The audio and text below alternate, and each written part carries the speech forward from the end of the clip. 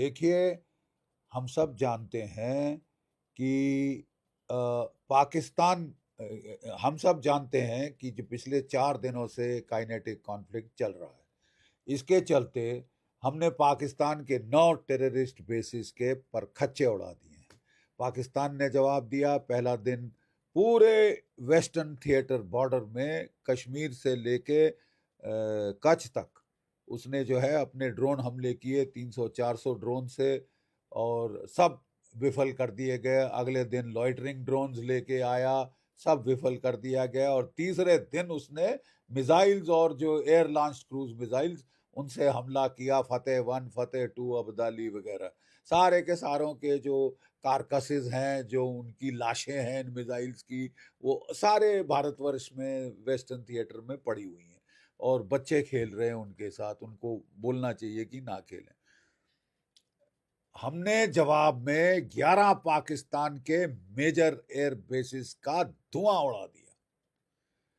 सरगोदा में जो है बड़ा जबरदस्त हमला हुआ है, रावलपिंडी में बड़ा जबरदस्त हमला हुआ है, और रहीम यार खान वगैरह नॉर्थ से साउथ हमने 11 एयर बेस हिला के रख दिए हैं, झिंझोड़ के रख दिए हैं। ठीक है।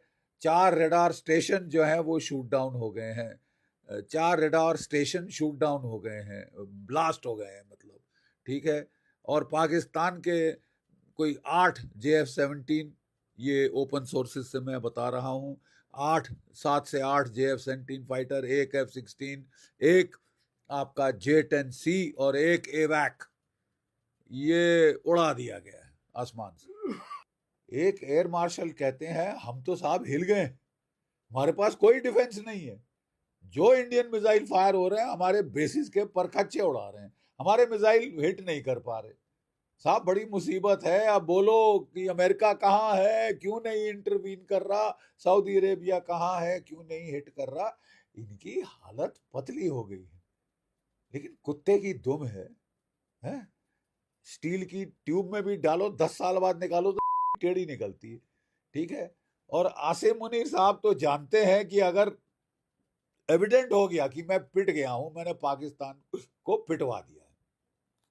आसिम मुनीर की बेवकूफी ने पाकिस्तान की एयरफोर्स को पिटवा दिया है। और देखिए, जब मेजर कॉन्फ्लिक्ट होता है तो पहला फेज होता है गेनिंग एयर सुपीरियोरिटी। जैसे ही आप एयर सुपीरियोरिटी गेन कर लेते हैं, आसमान हमारा है, उसके बाद हमारी ग्राउंड फोर्सेस जाती हैं और हमारी नेवी जाती है। 1971 में भी ठीक यही हुआ था। 1971 एग्जैक्टली ये आया था। एयर सुप्रीमसी, एयर सुपीरियोरिटी नहीं, एयर सुप्रीमसी हासिल करी थी बांग्लादेश के ऊपर, और फिर बम्पर टू बम्पर हमारे कॉलम चले थे। रिजल्ट सारी दुनिया को मालूम है, 13 दिन में पाकिस्तान के 2 टुकड़े हो गए। सो अभी जो है पाकिस्तान हिल चुका है। लेकिन कल हमको बड़ी हैरत हुई थोड़ी सी कि पिट गए हो, दुनिया से जाके रो रहे हो, गिड़गिड़ा रहे हो कि मेरे को छुड़ा दे मेरे आका, मेरे को बचा दे मेरे आका। और फिर आदेश देते हैं कि इनके जो पीआर डिपार्टमेंट्स हैं वो यूट्यूब पे वीडियोस डालती हैं कि जश्न मना रहे हैं पाकिस्तान वाले लंदन में और कहाँ कहाँ की, हम जीत गए, हम जीत गए। ओहो तुम जीत गए? फिर तो फिर तो मियाँ अभी और पड़ेगी तुमको, जब तक जरा असलियत का तुमको अंदाज ना हो जाए।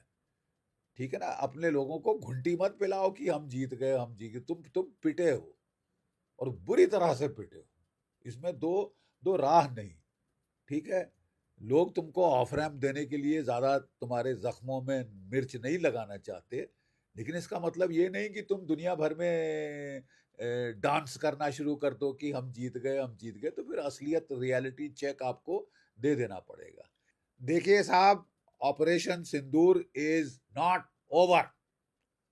अभी जैसे हम बात कर रहे हैं वहां पे प्राइम मिनिस्टर साहब के घर में मीटिंग हो रही है। लोक कल्याण मार्ग, 7 लोक कल्याण मार्ग में हमारे रक्षा मंत्री, NSA, chief of defence staff, तीनों सर्विस चीफ्स वहां बैठे हुए और बड़े ध्यान से बात की जा रही है। 12 बजे DGMO की बातचीत होगी।